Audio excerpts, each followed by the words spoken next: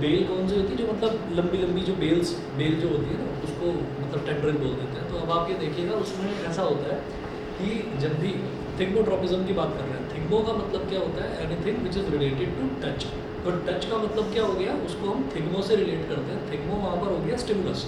तो ऐसे में क्या होता है कि जैसे मान लीजिए कि कोई एक बेल है, मान लीजिए एक पेड़ में से एक बेल आ रही है, इस तरीके से है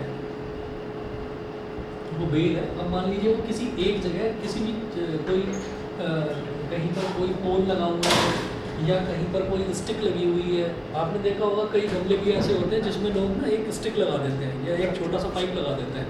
तो उसमें देखिएगा कि जो भी पोर्शन टच में रहता है, तो टेंड्रिल का मान लीजिए ये वाला पोर्शन टच में है, इधर वाला पोर्शन टच में है किसी चीज़ के साथ।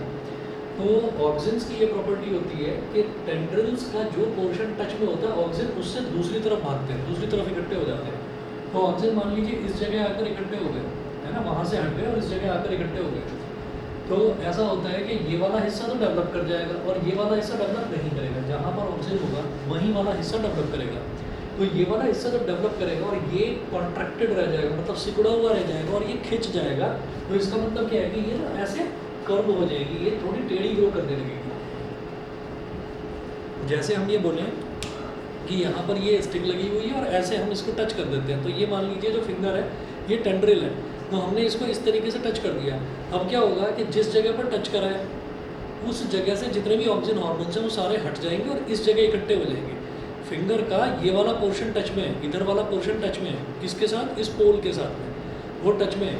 तो अब क्या होगा, ऑक्सीजन सारा का सारा वो बैक साइड में इकट्ठा हो जाएगा, तो यहाँ इकट्ठा हो गया। तो इसका मतलब ये वाला पोर्शन जो है टेंड्रिल का वो ग्रो कर जाएगा और ये जो टच में है ये ग्रो नहीं करेगा। तो जब ये ग्रो करेगा तो ये इस तरीके से ना कर्व होना शुरू हो जाएगा। तो इस तरीके से वो ना लिपटता चला जाएगा इसमें, जो टेंड्रिल है, क्योंकि जो पोर्शन टच में नहीं है वो लंबा होता चला जाएगा और जो टच में है वो छोटा का छोटा रह जाएगा।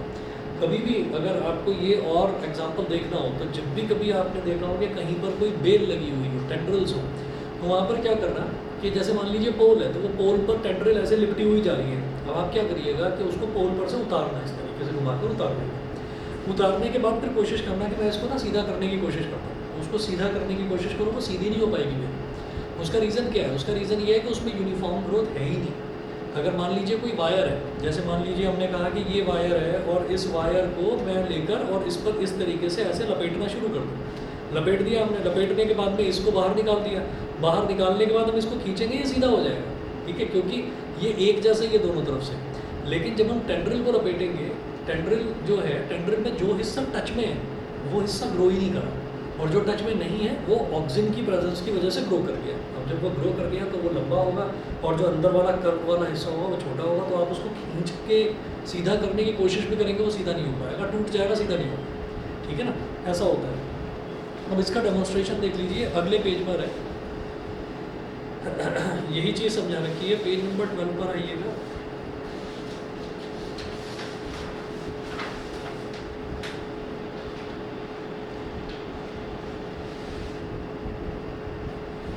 पेज नंबर 12 पर यही चीज़ समझा रखी है कि यहाँ पर है stem tendrils help the plant to climb up a support, ठीक है। तो ये ऐसा हुआ कि यहाँ पर हमने इधर कोई एक प्लांट बना दिया,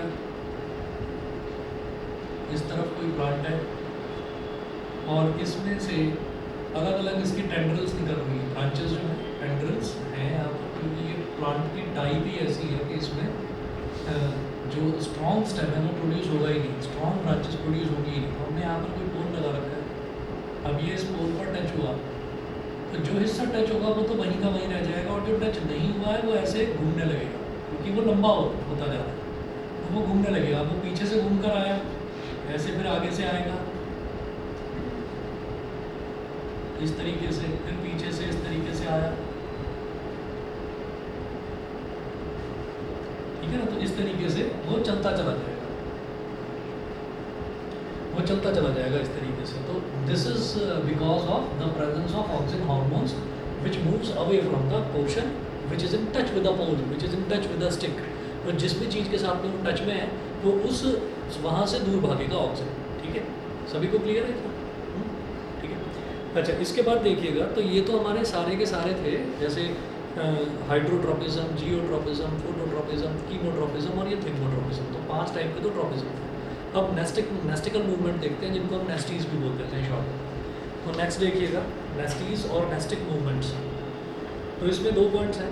पहला पॉइंट है the movement of a plant part in response to an external stimulus in which the direction of response is not determined by the direction of stimulus is called nastic movement.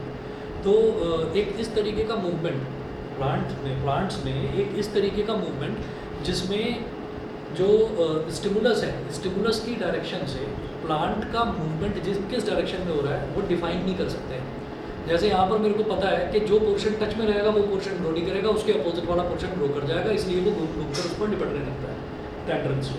ठीक है, यहाँ पर हम बता ही नहीं सकते, direction ही नहीं बता सकते। तो ऐसे मूवमेंट्स को जिसमें हम डायरेक्शन डिसाइड ना कर पाएँ उसको हम बोलते हैं नेस्टिक मूवमेंट या नेस्टीज। सेकेंड पॉइंट देखिएगा, the main difference between tropic and nastic movements is that tropic movement is a directional movement of a plant part, but nestic movement is not a directional movement of the plant part with respect to the stimulus. तो जो main difference है tropic movement में और nastic movement में वो यही है कि उसमें डायरेक्शन होती है और इसमें डायरेक्शन नहीं होती, बस ये डिफरेंस है। नेक्स्ट आइए पेज नंबर 13 पर। पेज नंबर 13 पर देखिएगा, some of the examples of the nastic movements of plants और नेस्टीज आर गिवन बिलो। तो 3 एग्जांपल्स हैं। पहला देखिएगा, folding up of the leaves of a sensitive plant, folding up of the leaves of a sensitive plant mimosa pudica on touching is an example of nastic movement, here the stimulus is touch. ये जो mimosa pudica है ये वही है, बताया था आपको, छुई मुई का जो पौधा होता है, टच मी नॉट प्लांट जो होता है वो है ये मिमोसा प्यूडिका। सेकंड है the opening up of the petals of a dandelion flowers in morning in bright light and closing in the evening when the light fades is an example of nestic movement. In this case the stimulus is light. In this case the stimulus is light. तो इसमें ऐसा नहीं होता। Dandelion flower जो है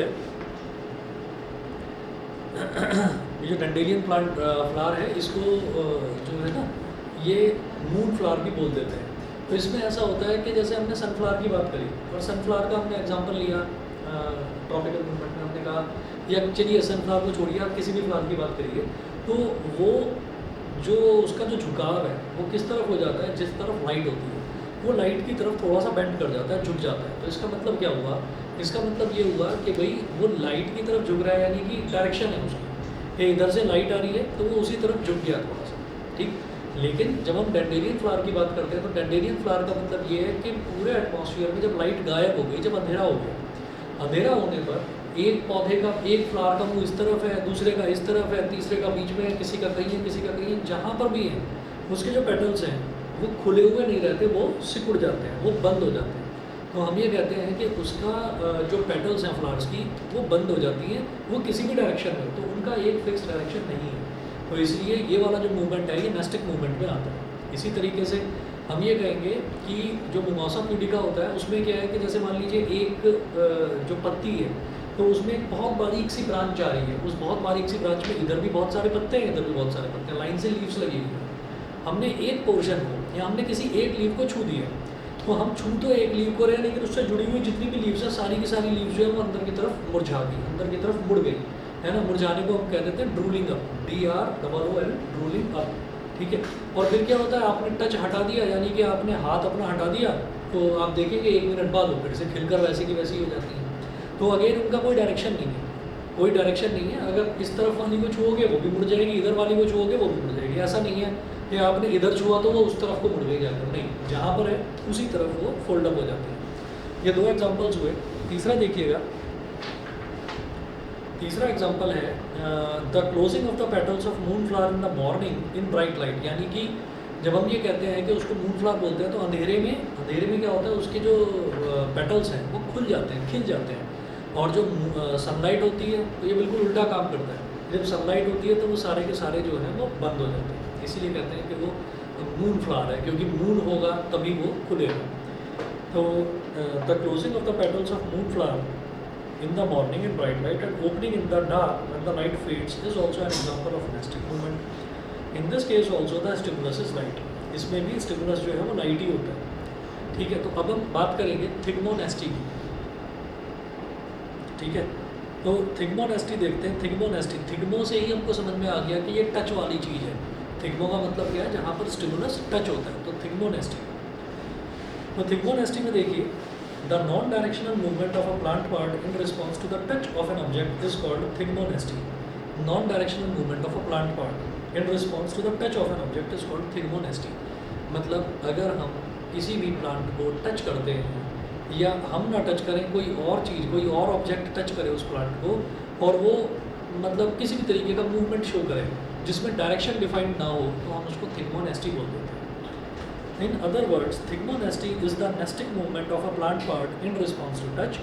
दस the stimulus in thigmonasty is the touch. इस वजह से स्टिमुलस जो है थिग्मोनेस्टी में वो टच होता है। ठीक है। Example, the sensitive plant mimosa pudica, which is also known as touch me not plant. It is called chui mui in Hindi. If we touch the leaves, or rather leaflets, of the sensitive plant with our fingers, then its leaves fold up and droop almost immediately. Next आइए page number 14 पर।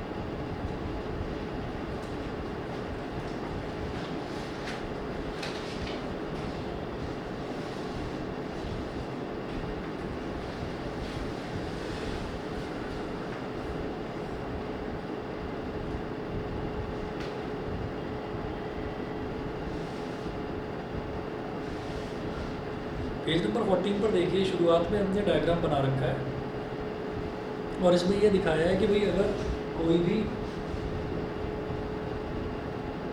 Plant है, जैसे कि हमने इसकी mimosa pudica की बात कर रहे हैं, तो यहाँ पर जो इसकी लीव्स हैं,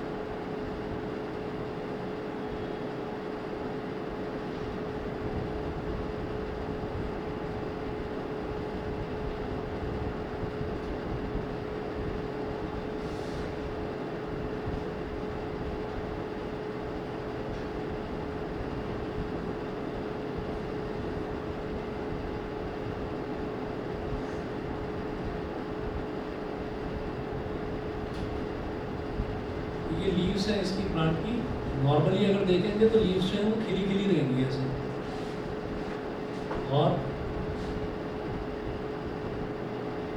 और जो है जब इसको टच कर देंगे तो ये तो फिगर ए है, जो आप देखिएगा नोट्स में दे रखी है, ये तो फिगर ए है। और जब फिगर बी की बात करते हैं, तो फिगर बी में आप देखिएगा कि हमने इनमें से जो ये सेंटर वाला है इसको हमने टच कर दिया, तो फिंगर्स लेकर आ गए और यहाँ पर इसको जब टच करा, तो टच करने पर हम ये देखेंगे कि ये जो इसकी लीव्स हैं, ये लीव्स ऐसी हो जाएगी। मैं सिर्फ बीच वाला बनाकर दिखा रहा हूँ उसको, ये लीव्स ऐसी होती है।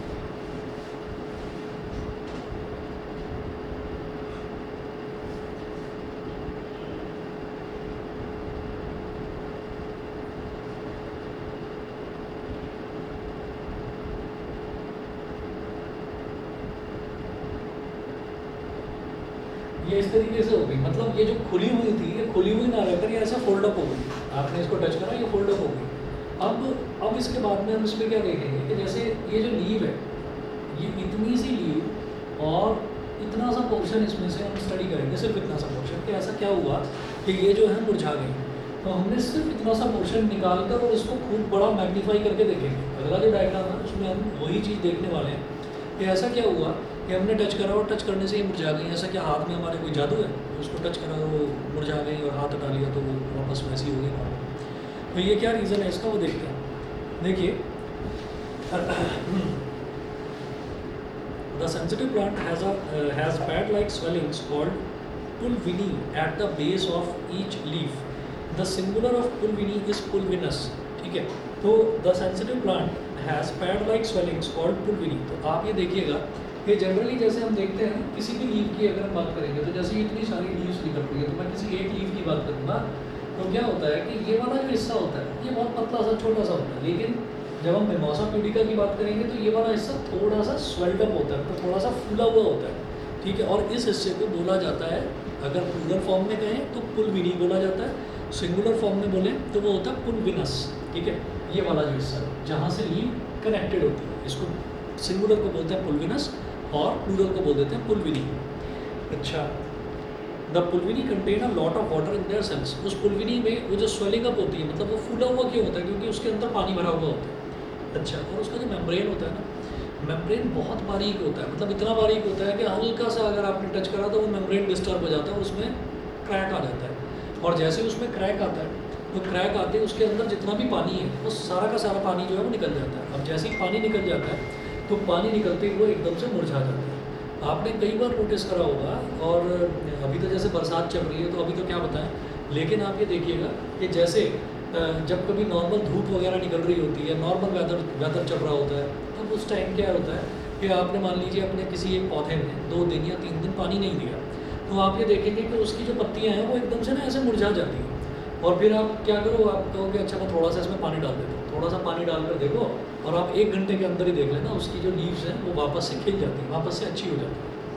तो यही कॉन्सेप्ट इसमें भी है कि इसमें क्या होता है कि जो पुलविनी होती है, ये वाला जो हिस्सा है जहाँ से ये लीव कनेक्टेड होती है, तो ये थोड़ा सा स्वेल्ड अप होता है, इसके अंदर पानी भरा हुआ होता है, और जैसे ही हम उसको टच करते हैं तो टच करते ही उसमें हल्का सा क्रैक आ जाता है। क्रैक आते ही वो पानी जो है वो चला जाता है, तो वो जैसे ही पानी निकल जाएगा किसी भी चीज़ में से तो वो मुरझा जाएगी, तो लीव्स जो है वो मुरझा जाती हैं।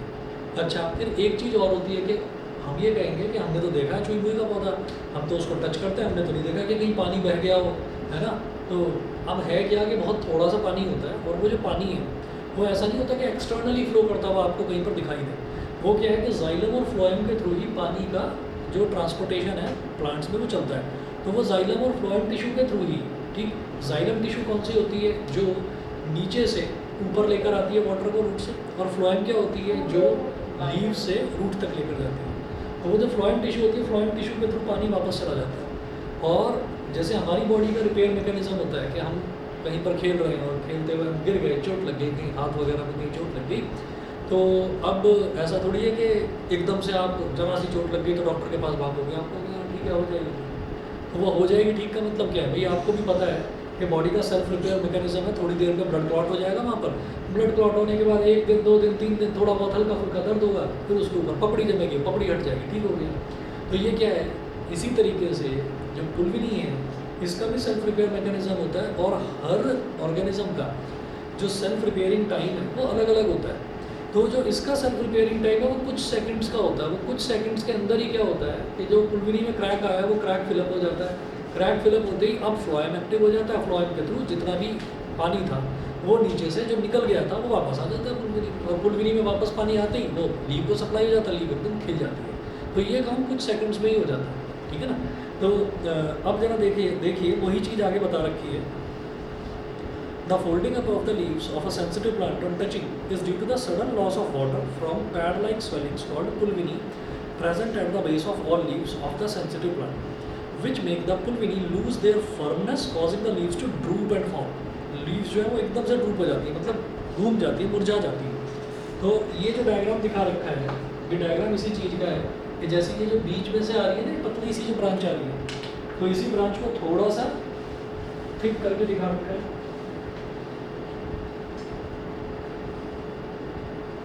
ये है।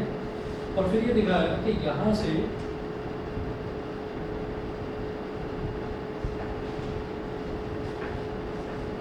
ये इस तरीके से दिखा, मतलब ये लीव है, जो हमने छोटी छोटी लीव दिखाई उसको मैग्नीफाई करके बड़ा करके दिखा रहे हैं।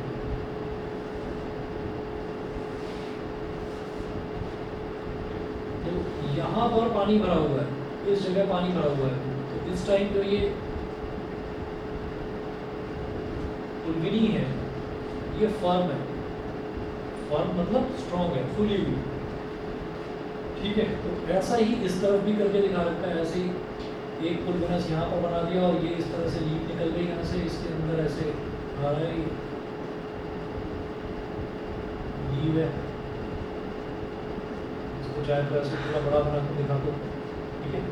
तो अब आप ये देखिएगा कि यहाँ पर भी वही चीज़ है, पानी भरा हुआ है, जैसे ही हम इसको टच करते हैं तो ये इतना सेंसिटिव होता है कि हल्का सा टच करते ही इसमें क्रैक पड़ जाता है, क्रैक पड़ते ही फिर ये पानी निकल जाता है, पानी निकलते ही ये पत्ती अंदर को मुड़ जाएगी, ये पत्ती इधर से अंदर को मुड़ जाएगी, आगे भी जो जो पत्तियाँ हैं, जिस जिसके कुंडली में क्रैक आया होगा वो सारी की सारी पत्तियाँ मुड़ जाएंगी, और जनरली सभी में क्रैक आ जाता है, ठीक है ना, क्योंकि वो इतना सेंसिटिव होता है कि जनरली सभी में क्रैक आ जाता है, और फिर विद इन फ्यू सेकेंड्स वो क्रैक फिलअप भी हो जाता है, और फ्लोएम के थ्रू वापस जो पानी का लॉस हुआ है वो वापस पानी आ जाता है, वापस खुल जाता है। बस ये होता है सिंपल सा, समझ गए? ठीक है भाई, ऑनलाइन वाले बच्चे बता दें, क्लियर है? ठीक है, चलिए जी, अब आप आ जाइए पेज नंबर 15 पर। अभी दे सडन लॉस ऑफ वाटर, अभी दे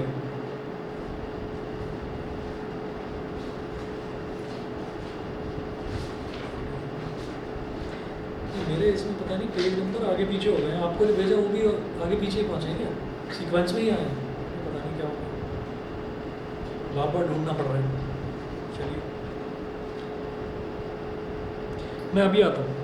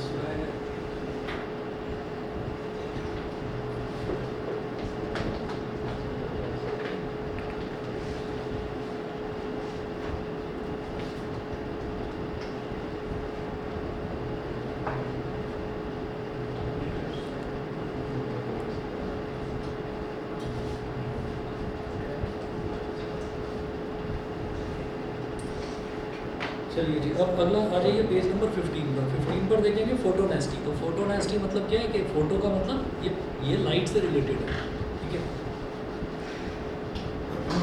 तो इसमें क्या है, the non directional movement of a plant part usually petals of flowers in response to light is called फोटोनेस्टी।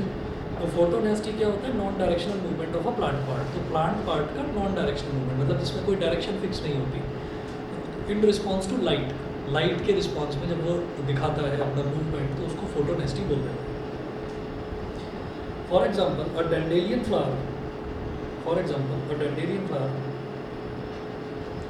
opens up in the morning in bright light but closes in the evening when the light fades and it gets dark. तो dandelion flower क्या है, it opens up in the morning in bright light, वो bright light में खुल जाता है, but closes in the evening when the light fades and it gets dark. और जब अंधेरा हो जाता है तो फिर क्या होता है, अंधेरे में वो बंद हो जाता है, क्लोज हो जाती है उसकी जो फ्लावर्स। सेकंड देखिए, moon flower behaves exactly opposite to that of dandelion flower in respect of response to light. Its petals close during the day when there is bright light, but open up at night when it is dark and there is no light. The opening and closing of flowers in response to light or photonesty are growth movements. तो ये भी growth movements ही हैं। Clear है यहाँ तक? ठीक है। चलिए जी, इसके बाद देखिए फंक्शंस ऑफ प्लांट हॉर्मोन्स और फाइटो हॉर्मोन्स। अब जो प्लांट हॉर्मोन्स हैं, प्लांट हॉर्मोन्स के क्या क्या फंक्शंस हैं वो। तो पहला देखिएगा, various functions of plant hormones can be summarized as, first है germination of seeds और breaking the dormancy of seeds। तो germination of seeds आप समझ रहे होंगे, जो अंकुर निकल आता है, जो वो sprouts जो बन जाते हैं seeds के, है ना, that is called germination of seeds। तो पहला फंक्शन ये हो गया। दूसरा है growth of root, stem and leaves। तो रूट की ग्रोथ, स्टेम की ग्रोथ, लीव्स की ग्रोथ, ये सारी भी इसी में आती है, प्लांट हॉर्मोन्स का ही फंक्शन होता है। थर्ड है मूवमेंट ऑफ स्टोमेटा और स्टोमेटा मूवमेंट इन लीव्स। तो स्टोमेटा का मूवमेंट जो है वो भी काम किसका है, वो प्लांट के हॉर्मोन्स का ही काम है वो भी, ठीक है। फोर्थ है फ्लावरिंग ऑफ प्लांट्स, प्लांट्स में जो फ्लावर्स आते हैं वो भी।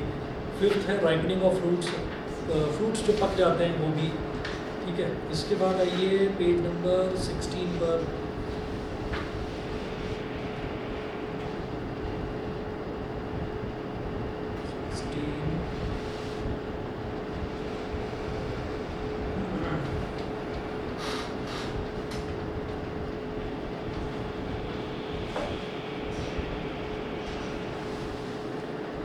में देखिएगा, इसमें दे रखा है phototropism, geotropism, chemotropism, hydrotropism, thigmotropism and nastic movements. मतलब ये जो छठा पॉइंट लिखा हुआ है, इसका मतलब क्या है कि प्लांट हार्मोन से ही ये सारे ट्रॉपिकल मूवमेंट और जो नेस्टिकल मूवमेंट है, ये सारे मूवमेंट जो हैं ये प्लांट हार्मोन से करवाते हैं, ये सारे मूवमेंट, ठीक है ना। अगर प्लांट के हार्मोन्स नहीं होंगे तो ये सारे मूवमेंट भी नहीं होंगे, ठीक है। तो प्लांट्स में जितनी भी एक्टिविटीज़ हो रही हैं उन सबको गवर्न कौन कर रहा है, उन सबको गवर्न हार्मोन्स ही कर रहे हैं, क्योंकि उसमें किसी तरीके का कोई नर्वस सिस्टम नहीं है, ठीक है जी। अब आइए पेज नंबर 16 पर, यहीं पर कोऑर्डिनेशन इन एनिमल्स। तो कोऑर्डिनेशन इन प्लांट्स वाला पोर्शन तो खत्म हुआ, अब कोऑर्डिनेशन इन एनिमल्स देखते हैं। A system made up of nerve cells is called nervous system. The coordination in simple multicellular animals takes place through nervous system only. For example, hydra is a simple multicellular animal, see figure. तो ये जो figure बना रखे हैं ना, जिसमें ये हाथ ऊपर करके ऐसे डांस कर रहा है, ये हाइड्रा की फिगर है, ठीक है। हाथ नहीं है ये, वैसे ही बोल, ठीक है। सिंपल मल्टी सेलुलर ऑर्गेनिज्म है। तो सिंपल का मतलब क्या है कि मतलब इसमें बहुत सारे जो ऑर्गन सिस्टम्स होते हैं, जैसे हम बोलेंगे कि लिवर है, किडनी है, पूरे चैप्टर में इस तो रखा है ऊपर।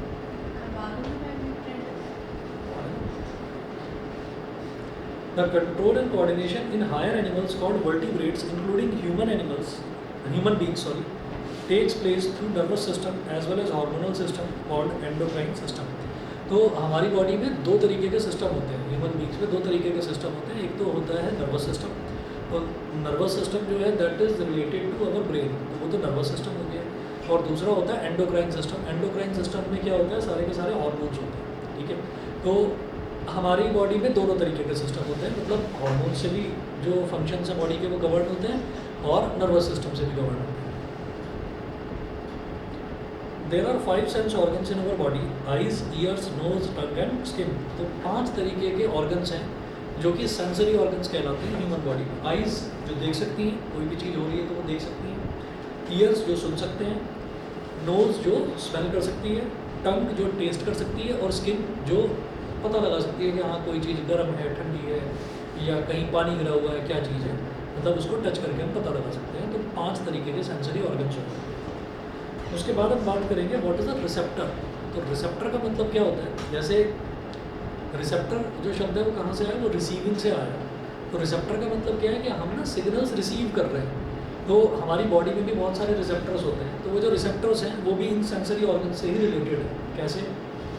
देखिएगा, a receptor is a cell, a receptor is a cell or group of cells in a sense organ which is sensitive to a particular type of stimulus or a particular type of change in the environment such as light, sound, smell, taste, heat, pressure, etc.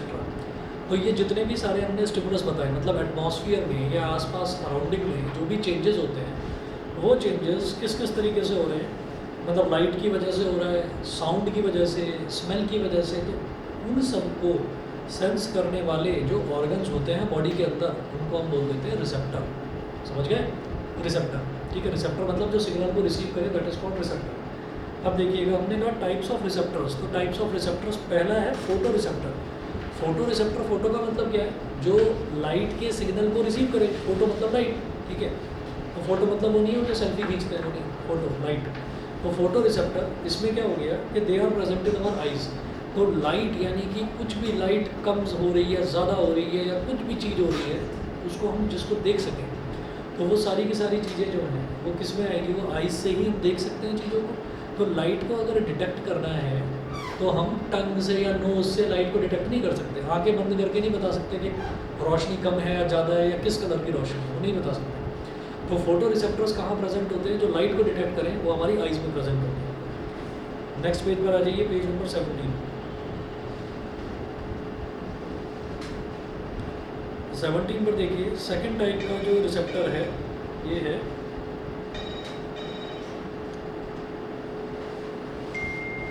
है फोनो receptor. तो फोनो receptor जो है, इसमें देखिए फोनो receptors, phone का मतलब anything which is related to hearing. तो phono receptors detect sound, they are present in our ears है, गलती से नियर ईयर्स लिख दिया। They are present in our ears, ठीक है। तो ये हमारे ईयर्स में, कानों के अंदर मौजूद होते हैं फोनो रिसेप्टर्स, जो किसी भी तरीके के साउंड को डिटेक्ट करते हैं। हम बता देते हैं ना कि बाहर कोई इंसान बोल रहा है तो उसकी आवाज़ हम बता देते हैं, बाहर किसी ने बेल बजाई तो बेल की आवाज़ है, कोई चीज़ गिर गई, कोई बर्तन गिर गया तो उसकी आवाज़ हम डिटेक्ट कर लेते हैं। तो वो कौन डिटेक्ट करता है? फोनो रिसेप्टर्स। वो कहाँ मौजूद होते हैं? हमारे ईयर्स में, कानों में। अगला देखिए, ओल फैक्ट्री रिसेप्टर्स। ओल फैक्ट्री समझते हैं? Anything related to the sense of smell. तो वो कहाँ पर मौजूद होंगे? वो हमारी नोज़ में मौजूद होंगे। तो they are present in our nose. Fourth है गस्टेटरी रिसेप्टर्स, डिटेक्ट टेस्ट। तो गस्टेटरी रिसेप्टर्स जो है वो टेस्ट जो है, टेस्ट को डिटेक्ट करते हैं। जैसे मान लीजिए हम सब्जी थोड़ा सा चख कर बता देते हैं, हाँ इसमें नमक ज़्यादा है या हाँ इसमें नमक कम है, ठीक है। तो वो रिसेप्टर्स कहाँ मौजूद है? वो हमारी टंग में मौजूद है। तो दे आर प्रेजेंट इन टंग। फिर फिफ्थ देखेंगे थर्मो रिसेप्टर्स। तो थर्मो का मतलब क्या है? एनीथिंग रिलेटेड टू हीट, ठीक है। तो कोई चीज़ गर्म है या ठंडी है, वो कैसे हम बता सकते हैं? वो हम टच करके बता सकते हैं। तो वो रिसेप्टर्स कहाँ मौजूद होते हैं? हमारी स्किन में। तो थर्मो रिसेप्टर्स डिटेक्ट हीट और cold, they are present in skin. तो थर्मो रिसेप्टर्स कहाँ मौजूद होते हैं? वो स्किन के अंदर मौजूद होते हैं। All the receptors in the sense organs receive stimuli from the surrounding environment and send the message conveyed by them to the spinal cord and brain in the form of electrical impulses through the sensory nerves. तो all the receptors, जितने भी receptors हैं, जैसे मान लीजिए हमने कहा कि ये हमारा थर्मो रिसेप्टर है। तो थर्मो रिसेप्टर स्किन में मौजूद है। हमने किसी प्लेट को टच करा और जो वो प्लेट है वो प्लेट गर्म है, तो गर्म जैसे हमने टच करा हम एकदम से उसको ऐसे हटा लेते हैं। तो क्या है कि विद इन माइक्रो सेकेंड्स इतना लंबा प्रोसीजर फॉलो हो जाता है। With in micro seconds signal जो है, इलेक्ट्रिकल इम्पल्सेस होती हैं। तो आप ये कहेंगे कि बॉडी के अंदर इलेक्ट्रिकल इम्पल्सेस, आप कहेंगे हाँ बॉडी के अंदर भी करंट फ्लो करता है, ठीक है। तो जो इलेक्ट्रिकल इम्पल्सेस होती हैं वो एकदम से जनरेट होती हैं और इलेक्ट्रिकल इम्पल्स बहुत तेज़ी से ट्रैवल करती हैं। मतलब वो ऐसे ट्रैवल करेंगी कि इधर हमने छुआ और छूते ही इम्पल्स सीधा ब्रेन में गया और ब्रेन ने एकदम से कहा अरे भाई गर्म है, स्किन को नुकसान पहुँचा देगा, जला देगा, ठीक है। तो ब्रेन एकदम से मसल्स को इंस्ट्रक्शन देता है कि आप अपने हाथ को पीछे खींच लो, मसल्स को कहता है कि कॉन्ट्रैक्ट हो जाओ, तो मसल्स कॉन्ट्रैक्ट हो जाती है और हम अपना हाथ पीछे खींच लेते हैं। तो उसको छूकर रिसेप्टर का सिग्नल को रिसीव करना, वो एकदम से ब्रेन तक पहुंचना, वापस आना। तो ये जो पूरा प्रोसेस है ये सेकंड भर से भी कम टाइम में, माइक्रो सेकंड में हो जाता है। ठीक है, माइक्रो सेकंड समझ रहे हैं क्या होता है?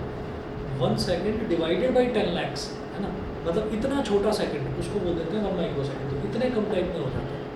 ठीक, तो अब आप ये देखिएगा व्हाट इज़ एन इफेक्टर। इसके बाद हम बात करेंगे इफेक्टर की। तो एक तो हो गया रिसेप्टर और एक होता है इफेक्टर। रिसेप्टर सिग्नल रिसीव करता है और इफेक्टर काम करता है। काम क्या करता है कि भाई रिसेप्टर, स्किन के रिसेप्टर ने, जो थर्मो रिसेप्टर है उसने सिग्नल रिसीव करा कि ये गर्म है, और फिर जो हाथ की जो मसल्स हैं वो इफेक्टर है, उन्होंने क्या कहा कि भाई कॉन्ट्रैक्ट हो जाओ, तो मसल्स एकदम से कॉन्ट्रैक्ट हो गई, तो वो इफेक्टर है।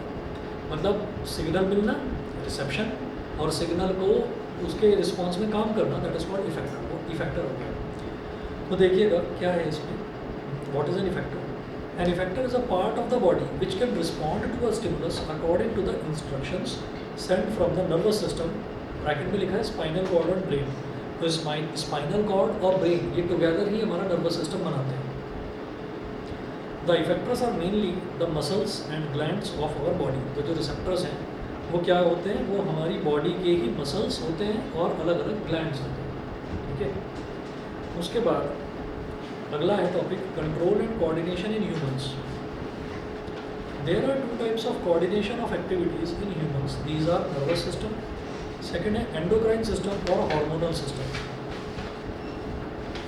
इस नंबर 18 पर आ जाइए।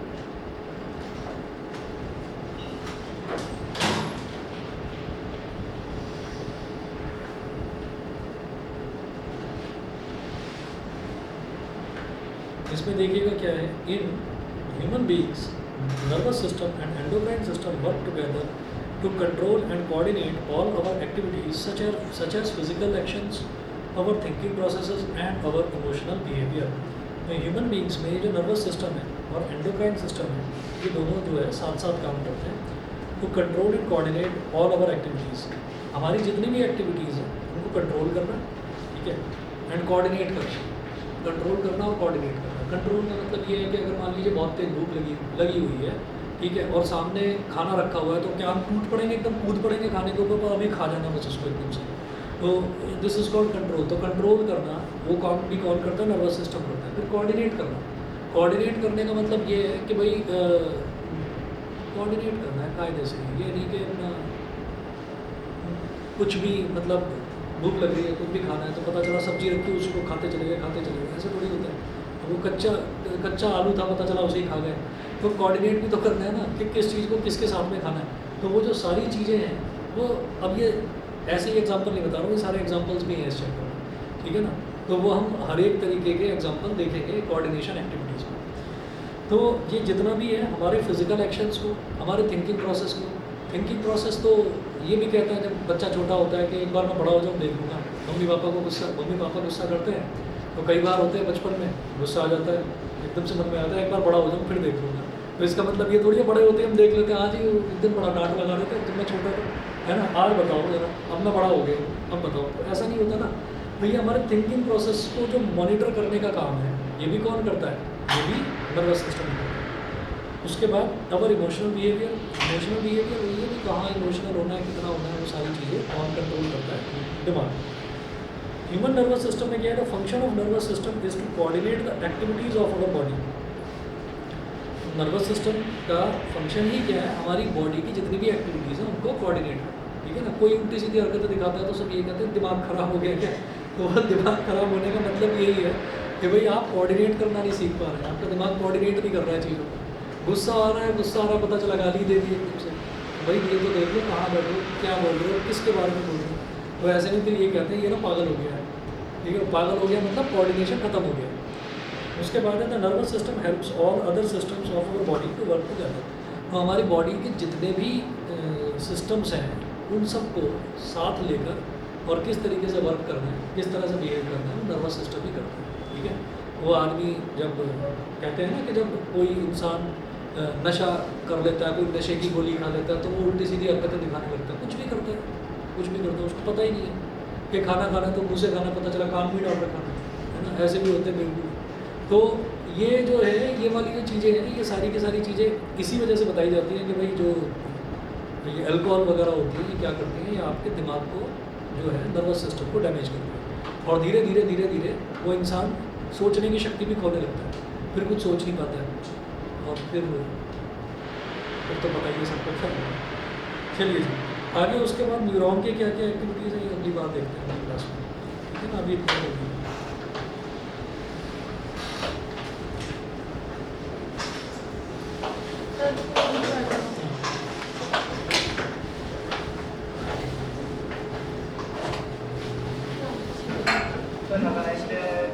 अभी दे दूँ क्या क्या बोल रहे हो?